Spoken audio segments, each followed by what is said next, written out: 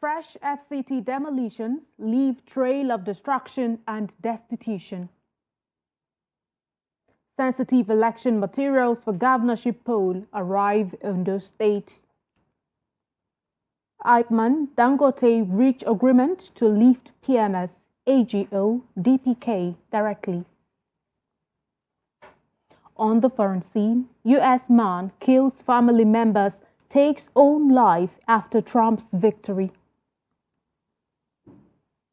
Good evening and welcome to the news update on Trust TV. I am Aisha Salihu.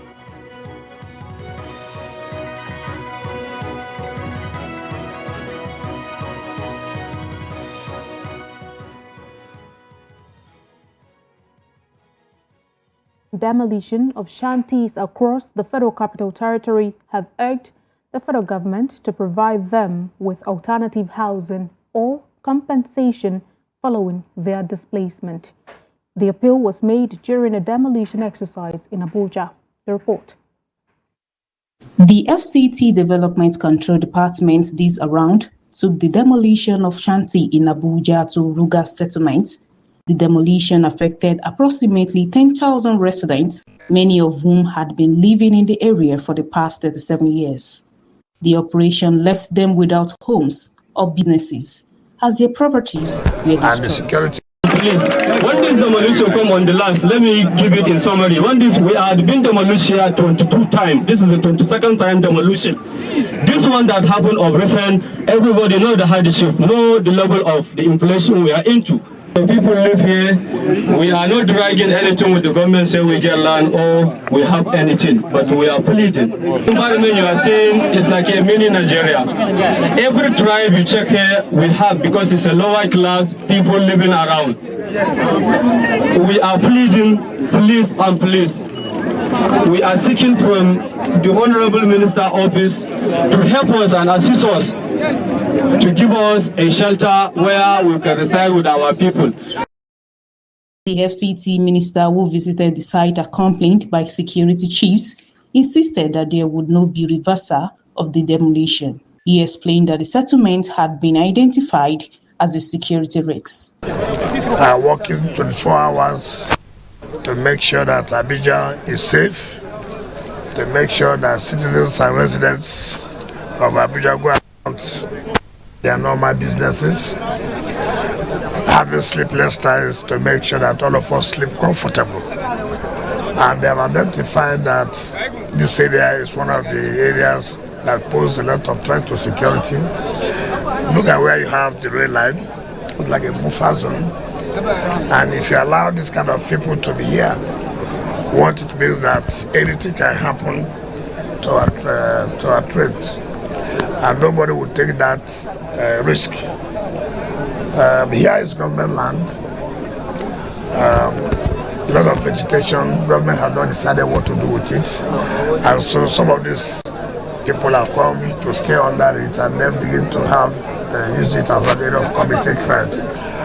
But we are human, and we have come here to tell them the position of government and then see how we can also interface with them. The minister, however, extended an invitation to the victim's spokesperson to bring 5 representatives to the FCT Secretariat for discussions on possible support or relocation options. Habibat Ajayi, Trust TV News, Abuja. In the meantime, a Nigerian activist and social media critic, Martin Satsei, popularly known as Very Dark Man, on Monday visited the location where displaced victims of the Ruga demolition in the FCT are currently camping. In a viral video on social media, Very Dark Man called on the federal government to intervene as the situation of the victims is one that requires urgent attention. He called on the FCT Minister, Nyesom Wike, and the Nigerian President to compensate the victims affected by the demolition so they can be sent back home. This is just a very humble appeal to the Honorable Minister of FCT and also President Bola Ahmed Tinubu. Please, Wike, please, if you want to demolish a place, look for a way to relocate the people, or better still, try to compensate the people. You cannot demolish this place and just leave these people stranded like this. Where do you expect them to go to? in this hardship, in this economy where everybody is living from hand to mouth, and see the condition you are putting children. See children inside the car, no shelter, nothing. Mosquito will hit them, nothing. No mosquito. Let's not even talk about the dirty environments, the cholera, the disease that they can pick up. Please, we are appealing to you, Nyesom Wike, that you should do something about it. Please, Nyesom Wike, do something about this. Relocate these people, or better still, compensate them and send them back to their homes or wherever they are coming from. The Lagos state government has commenced the dismantling of illegal shanties occupied by squatters beneath the Elegbata Bridge near Akbongo. The Commissioner for the Environment and Water Resources, Tokunbo Wahab, announced the operation on X on Sunday.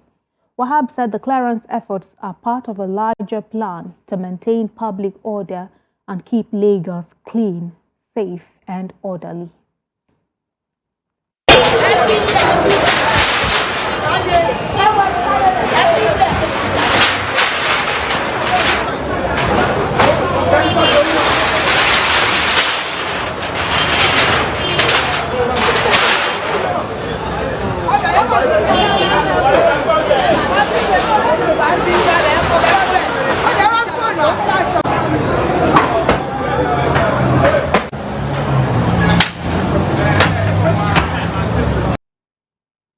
To a sad development, 3 persons have reportedly lost their lives in an auto accident after a truck suffered brake failure and crashed into the Ayetoro market in Lagos on Monday. The Lagos State Traffic Management Authority, in a statement on its official X handle on Monday, said the truck, which was descending from Ita Okpo, lost its brakes, hitting a commercial tricycle and a parked Toyota Camry before ramming into the market. It added that the bodies of the deceased have been taken to the morgue at Ekpe General Hospital, while a tow truck was on the ground to evacuate the affected vehicles.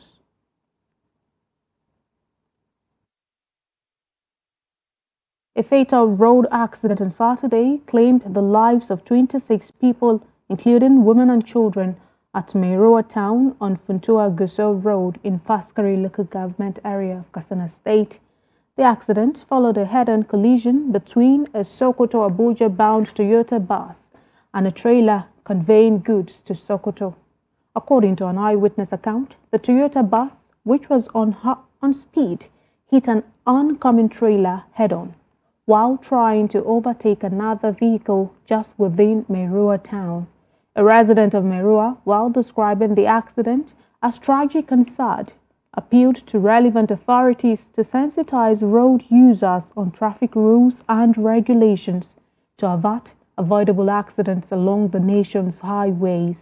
All the 26 people have been laid to rest at Meroa town, according to Islamic injunctions, while the trailer driver was said to have disappeared on noticing the magnitude of the tragic incident. In politics, sensitive materials for the conduct of Saturday's off-cycle governorship election in Ondo State have arrived at the Central Bank of Nigeria, Akure, the state capital.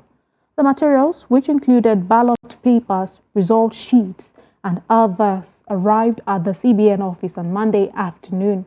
The materials were transported by the Nigerian Air Force and were received by the officials of the Independent National Electoral Commission in the presence of armed security agencies. A spokesman for INEC in the state, Temitope Akomu, said the distribution of the sensitive materials would commence by Thursday. Akomu said leaders of political parties participating in the election will be invited to the headquarters of CBN for an inspection and an assessment of the materials before distribution to the local government areas of the state. A total of 17 political parties fielded candidates for the Saturday's election in the state.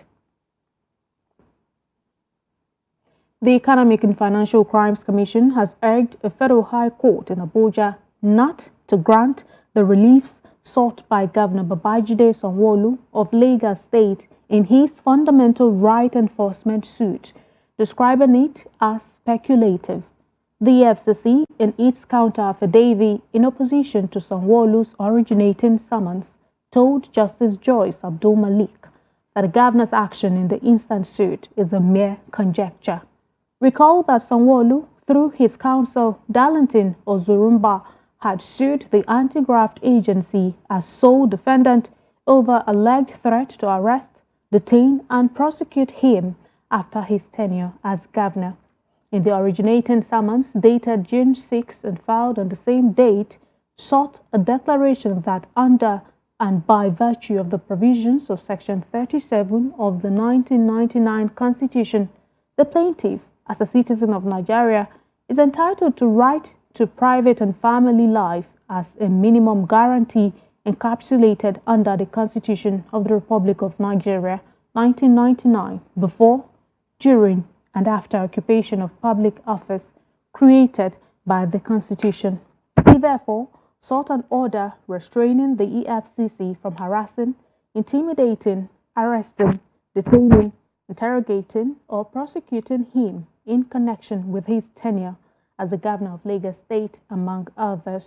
However, the Anti-Corruption Agency and its counter affidavit dated October 30 but filed October 31 by its lawyer Hadiza Afegboa said, contrary to the governor's claims, the EFCC neither threatened, invited, or took any step at all to encroach on his right to freedom of movement, nor violated his right to private and family life and personal liberty.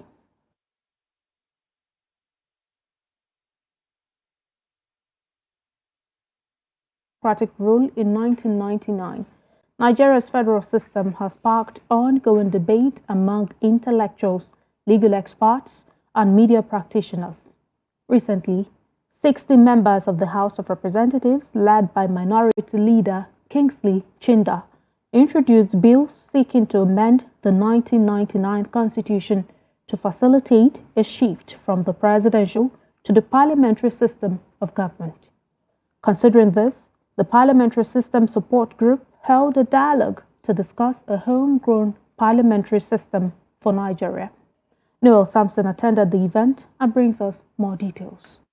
As part of the dialogue, a panel discussion highlighted the importance of adopting a homegrown parliamentary system of government, constructing it with the current presidential system practiced in Nigeria.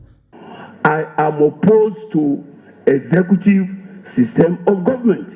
I believe a collective arrangement which parliamentary system guarantees is best for a nation like Nigeria, if indeed we are committed to advancing the interests of the large population and mass of our people. Thank you. You see, the major problem with the presidential system of government that we practice now is not the fact that we borrowed it from the US. I can tell you that for free, that those who copied from the American Constitution didn't do a wonderful job. The current presidential system that we practice is one that allows a lot of leverage. There are so many things that are morally wrong, but legally they are right under our laws. And so it becomes difficult to hold anybody culpable, even where people criticize over such actions. We must always remind ourselves that the core problem lies in the vehicle through which we experience this democracy, which is the current presidential system. Each election year, we invest our hopes and dreams into a system expected to uplift our people, only to find ourselves repeating the same wish after every cycle of 4 challenging years. A very eloquent sociologist, Dr. Ibrahim Taye, up to his death, he insisted that it was a mistake for us to bring in American presidential system to Nigeria. Also speaking at the dialogue, Dr. Usman Bugaje, the keynote speaker, addressed the challenges facing Nigeria's political system. He emphasized that regardless of the system of government adopted, the country must tackle these challenges to ensure a successful transition and functioning democracy. Is a new political philosophy. We have to start discussing what is the objective of politics. Is it just personal benefit and self-aggrandizement? The second thing is new political parties. Our current political parties If we want to be honest with ourselves, they have no content, they have no conscience, they have no courage. Thirdly, and very important, we have to change our political culture. Our political culture is characterized by violence, is characterized by mercantile politics, meaning money, and is characterized by a kind of total disconnect. A parliamentary system of government is a democratic structure where the party with the most seats in parliament forms the government. The leader of that party becomes the head of government, typically known as the prime minister or chancellor. No, Samson, Trust TV News, Abuja. You're watching the news update coming to you live from Trust TV studios in the nation's capital. Still ahead. We'll share the uncommon story of love that defies physical and psychological challenges. We'll bring you details of the story and more after the break. We'll be right back. Welcome back and thanks for joining us again. Let's have another look at some of our top stories. We told you that fresh FCT demolitions leave trail of destruction and destitution. You also heard sensitive election materials for governorship poll arrive on those state. Moving on to other stories. As the cost of living crisis continues to rise in Nigeria, residents in Katsina are seeking innovative solutions to cope with rising fuel prices and their implications on public transportation. Experts say such alternatives like electric motorcycles are eco-friendly and also offer a sustainable alternative to traditional petrol-powered bikes. Jamil Mabai has more. As fuel prices continue to soar in Nigeria, many residents are turning to electric motorcycles as a more affordable and sustainable alternative. These silent, eco-friendly machines are not just a trend, but a necessity for many Nigerians seeking relief from the economic burden of soaring fuel cost. Because of the sudden increase in fuel price, the commercial transport we use in running errands became too expensive. The only solution was to buy electric bike. For many Nigerians, the initial investment in an electric bike may seem steep. However, the long-term saving on fuel are substantial. Electric motorcycle will allow you to save money you would have spent on petrol. Now that the fuel is expensive, with a litre at over 1,000 naira. With each charge, riders can cover significant distances, reducing their reliance on petrol stations and the fluctuations in fuel prices. When it's fully charged, it lasts up to 3 to 4 days. The transition to electric motorcycles is not without its challenges. Nigeria's energy infrastructure is still developing, and the cost of charging electric vehicles can be high, especially for those with limited access to electricity. To address these challenges, the government needs to invest in the country's electric vehicle infrastructure. This includes building more charging stations and providing incentives for the adoption of electric vehicles. While there are challenges to overcome, the potential benefits of this transition are significant. Jamil Mabai, Trust TV, Katsina. Samson and Mary Timjo are modern-day Romeo and Juliet, minus the heartbreak. This inspiring couple from Jos found love where others might see only obstacles. Both visually impaired, they crossed paths while studying, and their love story blossomed, defying odds and touching lives. Their journey shows that love needs no sight, only vision, as their resilience and devotion light up every step they take together. Ado Musa completes this report. Samson and Mary's love story is an extraordinary tale of resilience and courage. Born with normal vision, they each lost their sight to measles a life-altering challenge that could have clouded their dreams. But they defied the odds, pursuing degrees at the University of Jos, where destiny brought them together. In a world often defined by sight, they found a deeper connection, a shared vision, and the love of a lifetime. I first met her in the school, that's University of Jos, and it happens that she was having a small transistor radio that I so much like as well. So from there, listening to it, using it, from there, that was how everything started. As usual, ladies, we don't quickly say yes. And looking at the way things were then, so I didn't want to say yes, but I went into prayer, and as time goes on, sometimes around October 2003, I then accepted, okay, let's try, let's give it a try. For Samson and Mary, life over the years has been a journey marked by resilience, partnership, and unwavering hope. They have faced the daily challenges of living without sight, but together they have built a life rich in love and purpose. When we got married, it's a story that became so much a thing of worry to some people, a thing of concern to others, and to those that were worried came around to see how we cope. And a usual question normally pop up from those people, and we do hear them saying, who will help who? And from seeing or coming around us to know much about us, they got to understand that, oh, these people can stay on their own, they can help themselves.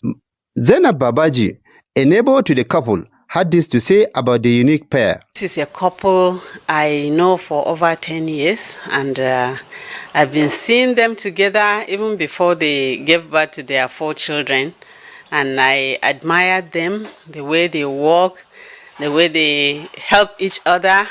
You know, before they gave birth to their children, you see the wife in front and the husband is following her, holding their hands. So I just admire them.